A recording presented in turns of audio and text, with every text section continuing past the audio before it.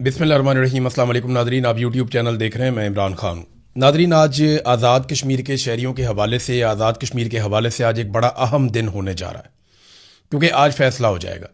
اگر آزاد کشمیر کے شہری نکل آئے اور بہت بڑی تعداد میں نکل آئے اور انہوں نے اپنے لانگ مارچ کو کامیاب بنا لیا تو پھر مطالبات پہ بھی بات ہوگی، مذاکرات بھی دوبارہ ہوں گے، چیزیں نارملائز ہونے کی طرف جائیں گی۔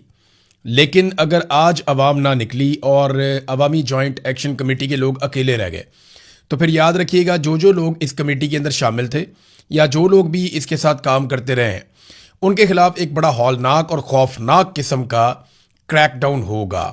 یعنی جو پاکستان تحریک انصاف کے ساتھ ہم نے ہوتے ہوئے دیکھا گزشتہ 4 سالوں میں پاکستان میں، اس سے ملتی جلتی یا اس سے زیادہ شدت کی چیزیں ہم ہوتی ہوئی دیکھیں گے آزاد کشمیر میں۔ تو آج کے دن کے اوپر سارا انحصار ہے۔ دیکھیں، ہماری ساروں کی زندگی میں نہ کبھی یہ موقع آتا ہے کہ ہمیں فیصلہ کرنا پڑتا ہے۔ یہ بات میں آزاد کشمیر کے شہریوں سے کر رہا ہوں، ہر ایک کی زندگی میں آتا ہے۔ عمران خان کی زندگی میں موقع آیا، اس کو فیصلہ کرنا تھا کہ وہ کس رستے پہ چلے گا، تو اس نے اپنا رستہ چن لیا۔ اس نے کہا جی میں حقیقی آزادی لوں گا اور میں ان کے سامنے ہار نہیں مانوں گا، میں ان سے نہیں ڈروں گا اور ان کا مقابلہ کروں گا۔ تو عمران خان نے اپنا رستہ چن لیا۔ میرے سامنے زندگی میں بار بار یہ موقع آیا، جب میں نے اپنے دل کی سنی، اپنے ضمیر کی سنی، مجھے نقصان ضرور ہوا لیکن کبھی ملامت نہیں ہوئی، پچھتاوا نہیں ہوا۔ ہاں، نقصان ضرور ہوا، یعنی میں خوشیاں خرید سکتا تھا لیکن اطمینان چلا جاتا۔ تو میرے ساتھ آج جو بھی ہے، ہو سکتا ہے میں زیادہ خوش نہ ہوں لیکن میں مطمئن ہوں کہ جو میں نے کیا وہ ٹھیک کیا، جو میں نے کیا وہ میرے دل کی آواز تھی۔ کبھی کبھی ایسا ہوتا ہے کہ آپ ایک فیصلہ کر لیتے ہیں وقتی طور پہ کمزور پڑ کے، وقتی طور پہ کسی مصیبت سے بچنے کے لیے آپ فیصلہ کر لیتے ہیں، وہ ایک کمزور لمحہ آپ کا پیچھا کرتا ہے، پھر وہ آپ کو نہیں چھوڑتا، زندگی بھر کا ایک پچھتاوا رہتا ہے۔ تو اس پچھتاوے سے بچنے سے بہتر ہے کہ موقع کے اوپر اپنے ضمیر کی آواز سنی جائے، وہ فیصلہ کیا جائے جس فیصلے میں پچھتاوے کا عنصر نہ ہو، بعد میں آپ کو پچھتانا نہ پڑے، آپ فخر کر سکیں اپنے اوپر کہ ٹھیک ہے نقصان ہو گیا، کوئی بات نہیں، ٹھیک ہے میرے پیسے ضائع ہو گئے، میری پراپرٹی کا نقصان ہو گیا، مجھے خود کچھ صحت کے مسائل آ گئے یا کچھ بھی ہوا، لیکن کم سے کم میں نے جو کیا میں اس پہ مطمئن ہوں۔ تو یہ زندگی میں سب کو موقع ملتا ہے، ہر ایک کو ملتا ہے۔ آج یہ آزاد کشمیر والوں کا موقع ہے کہ وہ یہ فیصلہ کریں کہ وہ اسٹیبلشمنٹ کی غلامی کریں گے یا اسٹیبلشمنٹ کی غلامی سے اپنے آپ کو آزاد کریں گے۔ آج کشمیر کے لوگوں نے فیصلہ کرنا ہے کہ وہ اپنے بچوں کو کس طرح کا کشمیر دے کر جانا چاہتے ہیں۔ کیا ان کے بچوں کے کشمیر میں بھی یہ مسائل ایسے ہی رہیں گے، یا ان کے بچے ایک محفوظ اور نسبتاً آزاد کشمیر کے اندر ہوں گے جہاں پہ وہ اپنے فیصلے خود کر سکیں گے، ان کے فیصلے بند کمروں میں نہیں ہوں گے؟ تو اسی لیے میں نے کہا کہ آج ایک بڑا اہم دن ہے جہاں کشمیری فیصلہ کریں گے کہ وہ اپنے حقوق پہ سرنڈر کریں گے یا اپنے حقوق پہ ڈاکے کو آئندہ کے لیے بند کروائیں گے۔ ناظرین، کچھ افواہیں چلائی جا رہی ہیں اور یہ سوشل میڈیا پہ اور دیگر ذرائع سے آزاد کشمیر میں خبریں پھیلائی جا رہی ہیں۔ خبریں یہ پھیلائی جا رہی ہیں کہ کوئی کہہ رہا ہے کہ کال مؤخر ہو گئی، کوئی کہہ رہا ہے کہ یہ ہو گیا، کوئی کہہ رہا ہے کہ وہ ہو گیا، کوئی کہہ رہا ہے کہ عادت میں فلاں بندے پکڑے گئے۔ تو ایسا کچھ بھی نہیں ہے۔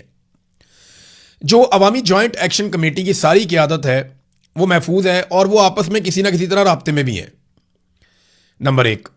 نمبر 2، اگر لانگ مارچ کامیاب ہوتا ہے تو یہ سارے لوگ عوام کے بیچ میں آ جائیں گے اور وہ دکھائی بھی دے گا اس وقت۔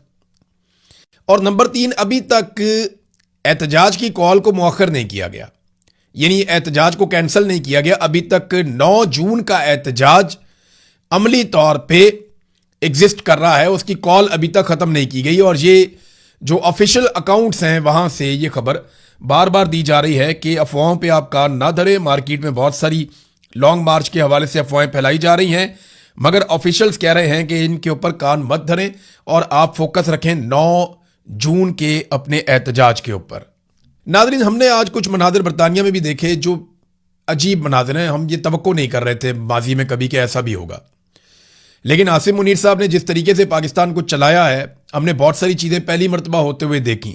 تو آج ایک اور نئی چیز ہم نے ہوتے ہوئے دیکھی کہ وہ کشمیری نوجوان اور کشمیری شہری جو آزاد کشمیر کے ہیں، جو رہتے ہیں برطانیہ میں، وہ جو احتجاج کیا کرتے تھے انڈین ایمبیسی کے باہر جا کر، اور وہ بھارت کے خلاف احتجاج کیا کرتے تھے ہمیشہ سے، اس بنیاد پر کہ بھارت کشمیریوں کے حقوق غصب کر رہا ہے، وہ سارے لوگ آج پاکستان کی ایمبیسی کے باہر احتجاج کر رہے تھے۔ یہ انتہائی افسوسناک مناظر ہیں۔ اور پاکستان کو یہاں تک لائے اسٹیبلشمنٹ کے فیصلے. یعنی ٹاک شو کے اندر اسٹیبلشمنٹ کے لوگ جو ہیں, مقتدرہ اسٹیبلشمنٹ آپ یہی بولتے ہیں نا, وہ ٹاک شو کے اندر میسیجز کر کے بتا رہے ہیں کہ جناب ہم تو کمپرومائز نہیں کریں گے, ہم تو 12 سیٹیں بھی رکھیں گے, ہم تو ان کے ساتھ بات چیت بھی نہیں کریں گے, ہم ان کو منہ بھی نہیں لگائیں گے. اور وہ جو وزیر اعظم ہے فیصل راٹھور, وہ ان کے مطابق اپنا موقف بھی بدل لیتا ہے. اب ایک اور کھیل بھی ہوا ہے آج.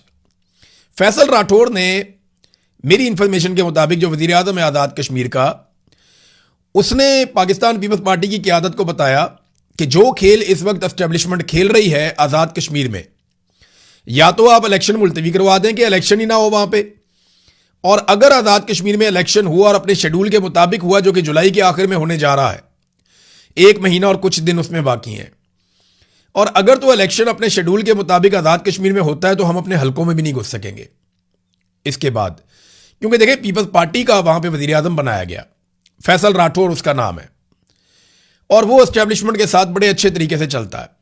تو پیپلز پارٹی کو انہوں نے بتایا, اور اس کے بعد سے لے کر اب تک لگاتار صحافیوں کو, مختلف دانشوروں کو اور مختلف جگہوں پہ یہ انفارمیشن فیصل راٹھور اور ان کے لوگوں کی جانب سے فیڈ کی جا رہی ہے کہ جناب نہ تو میں قلعدم کرنے کے حق میں تھا, نہ جناب میں کوئی ان کے اوپر گولی چلانے کے حق میں ہوں, نہ میں ان کے اوپر کریک ڈاؤن کرنے کے حق میں ہوں.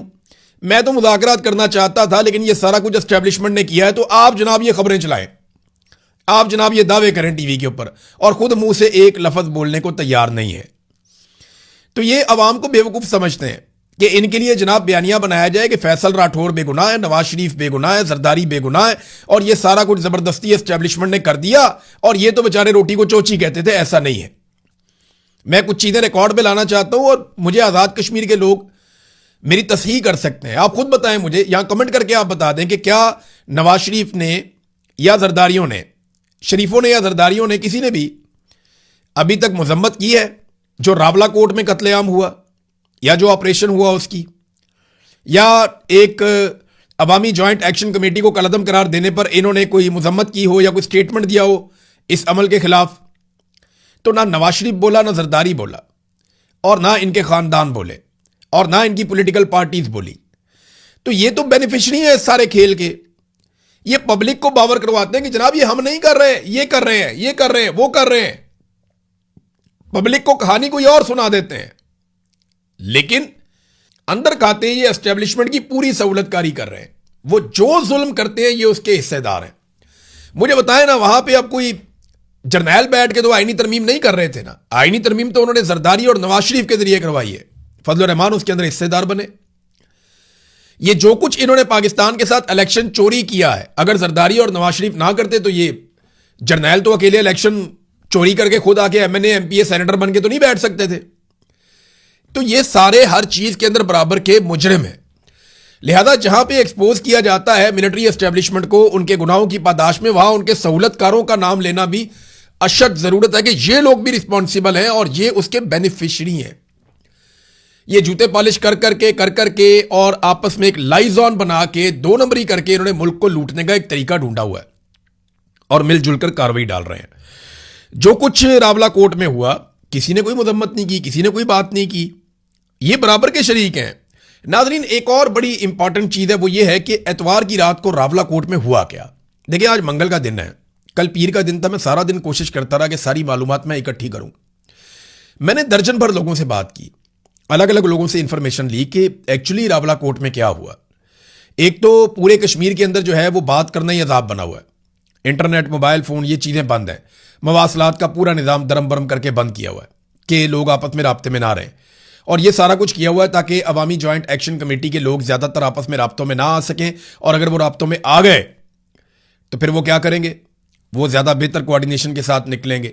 لہذا ان کے رابطے توڑنے کے لیے پوری کی پوری کشمیر کی عوام کو ہی سزا دے دی گئی. تو آپ وہاں سے انفارمیشن کلیکٹ نہیں کر سکتے, بہت مشکل ہے. تو میں نے الگ الگ سورسز سے جو انفارمیشن کلیکٹ کی وہ ابھی بھی بکھروں میں اور ٹکڑوں میں ہے. لیکن جب تک وہاں پہ مواصلات کا نظام بحال نہیں ہو جاتا, جب تک کہ جوائنٹ عوامی ایکشن کمیٹی کوئی اعلامیہ جاری کر کے نہیں بتاتی کہ کتنے لوگ لاپتہ ہیں, کتنے زخمی ہیں اور کتنے جاں بحق ہوئے ہیں, تب تک ہم کچھ کہہ نہیں سکتے. لیکن جو کم سے کم اطلاعات بھی آئی ہیں وہ 10 لوگوں کے جاں بحق ہونے کی اطلاعات کم سے کم موصول ہوئی ہیں, اور جو اس کے علاوہ زیادہ سے زیادہ ہے وہ تو بہت بڑے نمبر بھی لوگ بتاتے ہیں. لیکن زیادہ لوگ جو دعویٰ کر رہے ہیں وہ کہہ رہے ہیں جی 20 لوگوں کے آس پاس لوگ جو ہیں وہ جاں بحق ہوئے ہیں، جبکہ بہت بڑی تعداد میں لوگوں کو بلٹ انجریز آئی ہیں، یعنی انہیں گولیاں لگی اور گولیاں لگنے سے وہ زخمی ہو گئے۔ اب ثبوت مل نہیں رہے، انفارمیشن باہر آ نہیں رہی، بہت سارے لوگوں کو بلٹ انجری ہوئی ہے، انٹرنیٹ کمیونیکیشن کے ذرائع بند ہیں، لوگ رابطوں میں نہیں ہیں، لیکن سب کو اتنا ضرور معلوم ہے کہ 9 جون کو انہوں نے نکلنا ہے، اور اس کے لیے مساجد میں اعلان کیا جائے گا، جو طریقہ کار لوگ اپنائیں گے اس کے ذریعے وہ نکلیں گے۔ ہونا یہ تھا کہ 9 جون کو پورے کشمیر کے اندر لاک ڈاؤن ہونا تھا اور ایک لانگ مارچ شروع ہونا تھا۔ حکومت نے 3 دن پہلے ہی پورا کشمیر بند کر دیا۔ عملی طور پہ مواصلات کا نظام بند ہے، بس سروسز بند ہیں، جو گڈ ٹرانسپورٹس ہیں وہ بھی بند ہیں، بہت ساری اور معاملات زندگی جو ہیں وہ مؤخر ہو گئے ہیں۔ تو آزاد کشمیر گزشتہ 3 دنوں سے لگ بھگ بند ہے اور وہاں پہ کاروباری زندگی تقریباً معطل ہے۔ تو جو کام شروع ہونا تھا آج کے دن سے 9 جون سے حکومت نے 3 دن پہلے سے شروع کیا ہوا ہے۔ اب دیکھنا یہ ہے کہ آج کے دن جن لوگوں نے نکلنا تھا وہ کیا کرتے ہیں۔ آج کے دن پہ بہت زیادہ انحصار ہے کشمیریوں کے مستقبل کا۔ اگر آج کشمیری جیتنے کے لیے نکلے تو یہ سارا کچھ حاصل کر سکتے ہیں، اور اگر آج کشمیری نہیں نکلتے اور یہ موقع ضائع کرتے ہیں تو اس کے بعد ایک بڑا خوفناک کریک ڈاؤن، میں پہلے بتا رہا ہوں آپ کو، بعد میں کوئی نہ کہے، بڑا زبردست کریک ڈاؤن پلان کیا گیا ہے۔ جتنے صحافی بات کرتے ہیں عوامی جوائنٹ ایکشن کمیٹی کے حق میں یا تھوڑا بہت بھی ان پہ شک ہوگا وہ سارے زیر عتاب آئیں گے، نوکریاں چھین لی جائیں گی، صحافیوں کو نشان عبرت بنایا جائے گا، جتنی آوازیں اٹھتی ہیں ساری کچل دی جائیں گی، سیاسی لوگ جتنے ان کے ساتھ جڑے ہیں ان سب کو نشان عبرت بنایا جائے گا، کوئی بھی ان لوگوں کی ہمدردی رکھنے والا الیکشن نہ لڑ سکے گا نہ جیت سکے گا، اور ان لوگوں کو جو عوامی جوائنٹ ایکشن کمیٹی کے لوگ ہیں ان کو ان کی فیملیوں سمیت نشان عبرت بنایا جائے گا۔ یہ میں آپ کو پہلے بتا رہا ہوں، اور اس کا آغاز تھوڑا بہت ہوا، آپ نے ایک ٹیزر دیکھا ہے، ابھی آپ دیکھیں گے اس کا ٹریلر، اور پھر آپ بہت جلد اس کا پورا ایکشن بھی دیکھیں گے، اور یہ وہ کریں گے۔ اگر عوام نہیں نکلتی اپنے حق کے لیے تو پھر پوری طرح سے کچلے جانے کے لیے آپ تیار رہیں۔ ناظرین، گلگت بلتستان میں وہی ہوا جس کے بارے میں نے آپ سے کہا تھا کہ یہ آپس میں لڑیں گے، نورا کشتی کریں گے۔ نورا کشتی کا میں نے باقاعدہ اپنے ویلاگ کے جو پیج ہے اس کے اوپر لکھا بھی تھا کہ یہ نورا کشتی ہے۔ تو نورا کشتی مکمل ہو گئی۔ نورا کشتی کے بعد جس کو جتنی سیٹیں ملی، اسی تنخواہ پہ کام کرنے کے لیے پاکستان پیپلز پارٹی اور نون لیگ نے مل کر گلگت بلتستان میں حکومت بنانے کا فیصلہ کر لیا ہے۔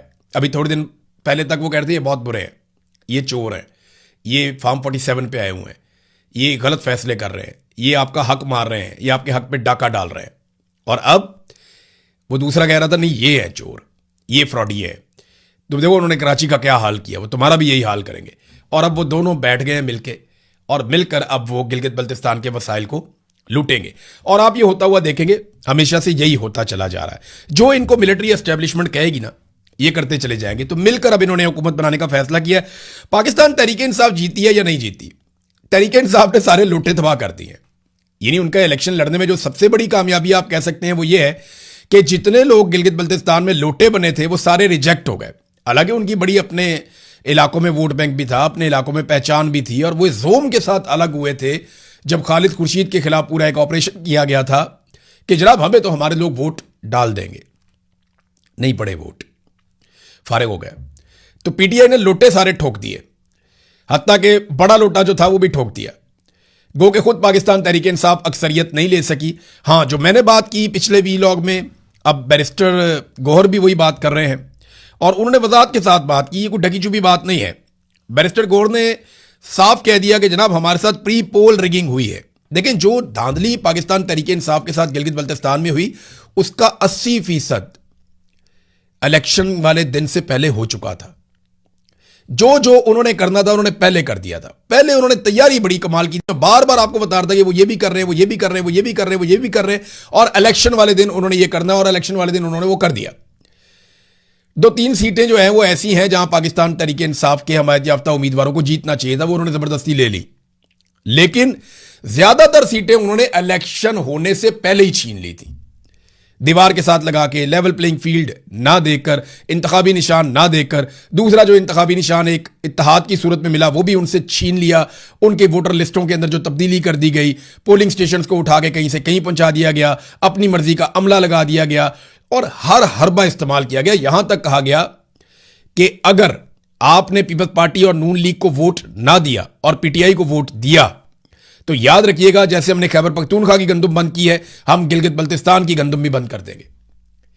روٹی تک کا ڈراوا دیا گیا لوگوں کو. تو پری پول ریگنگ کی ایک لمبی داستان ہے جو وہاں پہ کی گئی ہے. میں نے آپ سے کہا تھا کہ نواز شریف صاحب کو سخت الفاظ کا سامنا کرنا پڑا, ایک سخت پیغام انہیں پہنچایا گیا. میری خبر کی تصدیق مالک صاحب نے بھی کر دی ہے.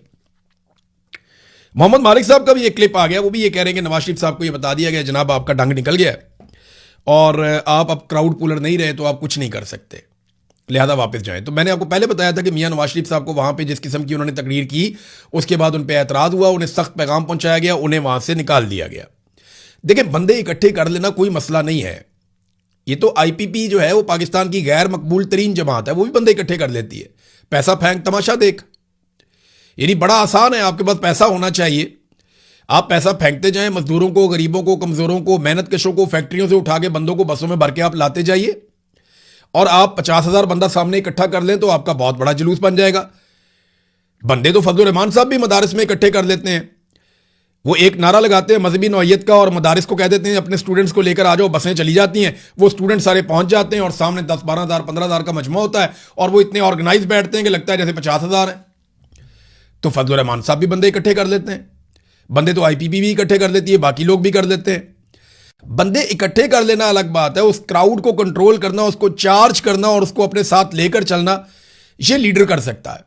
اور نواز شریف صاحب کی اب یہ کیپیسٹی ختم ہو گئی ہے. جب تک نواز شریف صاحب کوئی بڑی قربانی نہیں دیں گے تب تک ان کو یہ سہولت اب میسر نہیں ہے. ناظرین ایک اور انٹرسٹنگ خبر جو انٹرنیشنل فرنٹ سے ہے وہ میں پڑھ رہا تھا, ڈونلڈ ٹرمپ کا سٹیٹمنٹ. ڈونلڈ ٹرمپ نے اسرائیل کو یہاں تک کہہ دیا کہ اگر نیتن یاہو باز نہیں آتا اور ایران کے اوپر اٹیک کرتا رہتا ہے تو پھر ایران کے حملے کی صورت میں اس کو تنہا لڑنا پڑے گا. یہ ڈونلڈ ٹرمپ کے سٹیٹمنٹ کا مطلب یہ ہے. دیکھیں اگر 2 دن کے لیے بھی یا 3 دن کے لیے بھی اکیلا چھوڑتا ہے نا امریکہ اسرائیل کو اور ایران کو پورا موقع ملتا ہے اس کے ساتھ لڑنے میں, تو یہ 2-4 دن کی خوراک ہے ایران کی اسرائیل, جو ایران اسرائیل کے ساتھ کر دے گا. تو اسرائیل کو یہ بات سمجھ آ گئی ہے اور امریکہ کے بارے میں مجھے ایک بات سمجھ آ گئی ہے اور عالمی سطح پہ سب کو اب سمجھ جانا چاہیے کہ امریکہ اب مزید لڑائی شاید افورڈ کر نہیں سکتا. ڈونلڈ ٹرمپ نے بہت ہزیمت اٹھائی ہے, بہت شرمندگی اٹھائی ہے اس لڑائی میں, اب وہ مزید لڑائی نہیں لڑنا چاہتے. پاکستان سمیت یہ جو پورا ریجن ہے نا یہاں طاقت کا توازن ہمیشہ کے لیے بدل گیا ہے. یہ ریجن اب کسی اور طرح کنٹرول ہوگا, اس کے ڈائنامکس تبدیل ہو چکے ہیں. عرب ممالک کی سوچ بھی آنے والے دنوں میں بدلے گی. یہاں رشیا کا, چائنا کا, عرب ممالک کا, ایران کا, یہ ایک نیا قسم کا آپ دیکھیں گے. ترکی کا بڑا رول ہوگا, مصر کا, پاکستان کا رول بھی ان ممالک کے ساتھ مل کر ہوگا. ڈونلڈ ٹرمپ کے ساتھ یا امریکہ کے ساتھ وہ معاملات ویسے نہیں ہوں گے جیسے ماضی میں ہوا کرتے تھے. یہ پورا کا پورا ایک گیم چینجر تھا. یہ جو ایک دورانیہ گزرا ہے جنگ کا, اس نے بہت ساری چیزوں کو بدل دیا اس ریجن میں. اب تک کے لیے اتنے, اپنا خیال رکھیے گا, اپنے چینل کا بھی. اللہ حافظ.